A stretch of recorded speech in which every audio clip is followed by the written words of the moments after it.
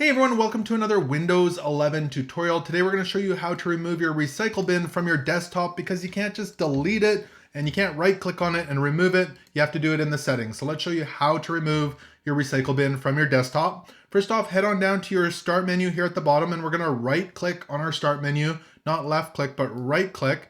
And we're going to go to settings right here. You should see the settings option. You can go ahead and left click on that and all your settings are going to come up. Now over here on the left-hand side, we're looking for the personalization option. Just go ahead and left click on that.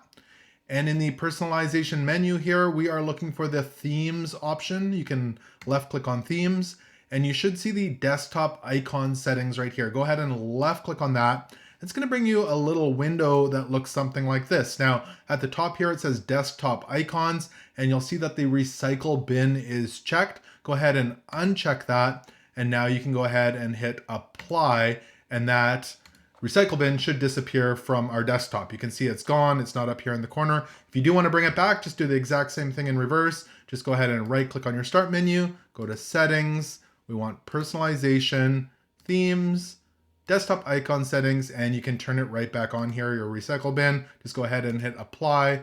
Okay, and now our recycle bin should be right back here on our desktop. And it's really that simple to remove your recycle bin from your desktop here in Windows 11.